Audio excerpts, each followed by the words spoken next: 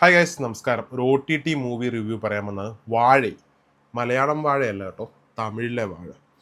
ഈ പടം ലാപ്പിൽ കിടക്കാൻ പറഞ്ഞിട്ട് കുറേ ദിവസമായി, ഒരു മാസത്തിൽ കൂടുതലായി ഞാൻ കണ്ടില്ല. ഇന്നാണ് കണ്ടത്. അപ്പോൾ അതിൻ്റെ ഒരു സങ്കടമുണ്ട്. നേരത്തെ ഇത് കാണാൻ പറ്റില്ലല്ലോ എന്നുള്ളൊരു സങ്കടമുണ്ട്. അത്രയ്ക്ക് നല്ല മനോഹരമായിട്ടുള്ള ഒരു കിടിലം വർക്ക്. അപ്പോൾ ആദ്യം നമുക്കിതിൻ്റെ ഡയറക്ടറുടെ പേര് മാരി സെൽവരാജ്. എൻ്റെ അണ്ണാ, നിങ്ങൾക്ക് കിടിലായിട്ട് വർക്ക് അറിയാം. നിങ്ങൾ ഇതിൽ ഓരോരോ ക്യാരക്ടറിനെയും നമ്മുടെ ഈ ഇവിടെ കൊണ്ടുവന്ന് വെച്ചിട്ടുണ്ട്. അതൊരു പശുവുണ്ട്. ആ പശുവിൻ്റെ അതുവരെ ഭയങ്കര ഇമോഷണലി നമുക്ക് കണക്റ്റ് ആകുന്നുണ്ട്. അതാണ് അങ്ങനെ ആയിരിക്കണം സിനിമ. കുറച്ച് സിനിമകളെ എങ്ങനെയുള്ളൂ. ഈ പടം കണ്ടതിന് ശേഷം ഒരു ക്യാരക്ടറും നമ്മുടെ മനസ്സിൽ നിന്ന് പോകുന്നില്ല. അമ്മാതിരി ഒരു വർക്ക്. പിന്നെ എൻ്റെ സിനിമാറ്റോഗ്രാഫറുടെ പേര് മസ്റ്റായിട്ട് പറഞ്ഞിരിക്കുക, തെനി ഈശ്വർ. ഈ തമിഴ്നാട്ടിലൊക്കെ നിങ്ങൾ കുറച്ച് ഉൾഗ്രാമങ്ങളിലോട്ടൊക്കെ പോയിട്ടുണ്ടോ? അല്ലെങ്കിൽ വേണ്ട, തമിഴ്നാട്ടിലൂടെ നമ്മൾ ബസ്സിലൊക്കെ പോകുമ്പോഴാണെങ്കിലും കാണാം ഉണങ്ങി വരേണ്ട ഭൂമി, പുളിമരം, ഈ ബാക്ക്ഗ്രൗണ്ടിൽ കുറേ മലകൾ, അതൊക്കെ കറക്റ്റായിട്ട് ഒപ്പിയെടുത്ത് വെച്ചിട്ടുണ്ട്.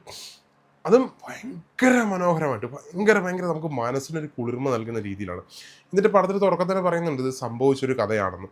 ഇപ്പോൾ നമുക്കൊരു ഒരു ആക്സിഡൻ്റ് ആയി, ഒരു ബോട്ട് മുങ്ങി, അതിൽ കുറേ ആളുകൾ മരിച്ചു. നമ്മൾ ജസ്റ്റ് 1-2 ദിവസം ആ വാർത്ത നമ്മൾ സംഭവിച്ചു പോയി എന്ന് വെച്ചിട്ട് നമുക്കൊരു സെൻറ്റിമെൻറ്റ്സോ അങ്ങനെയൊന്നും വർക്കൗട്ടാണ്. പക്ഷേ ഇതിൻ്റെ ഡയറക്ടർ അങ്ങനെ നടന്നൊരു സംഭവം, നിങ്ങളിത് വായിച്ച് തള്ളിയല്ലേ, എന്നാൽ നിങ്ങൾക്ക് അതിൻ്റെ ഫീല് ഞാൻ തരാം എന്ന് പറഞ്ഞ് ചെയ്തൊരു വർക്കാണ്.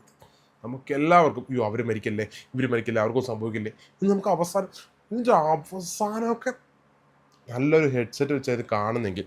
അപ്പോൾ നമ്മുടെ എന്താ പറയുക, സൗണ്ട് ഡിപ്പാർട്ട്മെൻറ്റിൻ്റെ പേരും കൂടി എന്തായാലും പറയണം, മ്യൂസിക്കിൻ്റെ പേരും കൂടി എന്തായാലും, മ്യൂസിക് ചെയ്തേക്കുന്ന ആളുടെ പേര് എന്തായാലും പറയണം. സന്തോഷ് നാരായണൻ ജി, വെടിക്കെട്ട് സാർ. നല്ലൊരു ഹെഡ്സെറ്റ് വെച്ചൊക്കെ നിങ്ങൾ കേൾക്കുന്നെങ്കിൽ ഉണ്ടല്ലോ, നിങ്ങൾക്കത് കറക്റ്റായിട്ട് ഫീൽ ചെയ്യും. പടത്തിൻ്റെ കഥ എങ്ങനെയാണെന്ന് വെച്ച് കഴിഞ്ഞാൽ, വാഴത്തോട്ടത്തിൽ കൊല വെട്ടി ചുമക്കാൻ പോകുന്ന, തലയിൽ 2, 3, 4 കൊലയൊക്കെ വെച്ച് ചുമക്കാൻ പോകുന്ന കുറേ തൊഴിലാളികൾ, വളരെ ദരിദ്രരായിട്ടുള്ള, അവർക്ക് എന്താ പറയുന്നത്, സ്കൂളിൽ പഠിക്കുന്ന കുട്ടികളെ വരെ അവരുടെ അവധി ദിവസങ്ങളിൽ കൊല ചുമക്കാൻ കൊണ്ടുവന്നു. അവർക്ക് സമ്പാദിച്ച് പണക്കാരാകാൻ വേണ്ടിയിട്ടല്ല, അവരുടെ അന്നന്നത്തെ ആഹാരത്തിന് വേണ്ടിയിട്ട് കൊണ്ടുപോകുന്നു. അവരോട് വർക്ക് ചെയ്യുന്നു. പക്ഷേ പിള്ളേർക്ക് അത് ഇഷ്ടമല്ല. പിള്ളേർക്ക് എന്താ പറയുക, ചുമക്കാൻ പോകുന്ന ഇഷ്ടമല്ല. അതിൽ നിന്ന് എസ്കേപ്പ് ചെയ്യാൻ വേണ്ടി പിള്ളേർ കാണിക്കുന്ന കുറച്ച് കാര്യങ്ങളും. അവസാനം ഈ പടം വന്ന് നിൽക്കുന്നത് വലിയൊരു ട്രാജഡിയിലാണ്. സംഭവിച്ച കാര്യമാണെന്നാണ് പറയുന്നത്. അങ്ങനെ വലിയൊരു ട്രാജഡിയാണ് നിൽക്കുന്നത്. ആ ട്രാജഡിയിൽ നമുക്ക് ഭയങ്കരമായിട്ട് ഫീൽ ചെയ്യുന്ന രീതിയിൽ അത് എടുത്തു വെച്ചിട്ടുണ്ട്. അതാണ്. പിന്നെ നമ്മുടെ നിഖില മിമിൽ, മലയാളത്തിൽ നിന്ന് നമ്മുടെ നിഖില മിമിലുണ്ട്. പുള്ളിക്കാരത്തിൻ്റെ മലയാളത്തിൽ ഒറ്റ പടം പോലും എനിക്ക് ഇഷ്ടമല്ല കേട്ടോ. വെറും ഒരേ മെത്തേഡ് ആക്ടിങ്, ഒരേ രീതിയിലുള്ള ആക്ടിങ്. പക്ഷേ ഇതിൽ അടിപൊളിയായിട്ട് പുള്ളിക്കാരത്തി ചെയ്തിട്ടുണ്ട്.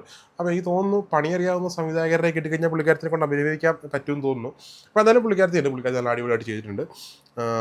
പിന്നെന്താ, അവസാനത്തെ ക്ലൈമാക്സിൽ വിശപ്പില്ലേ, ആ വിശപ്പ് നമുക്ക് ഫീൽ ചെയ്യും. ഇത് കണ്ടുകൊണ്ടിരിക്കുന്നത് ഞാനൊക്കെ ഒരുപാട് വിശപ്പ് അനുഭവിച്ചിട്ടുള്ള ആളാണ്.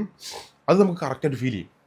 അതാണ് എന്താ പറയുക, ഭയങ്കര ഇമോഷണലി കണക്ട് ചെയ്തിട്ടുള്ള സിനിമയാണ്.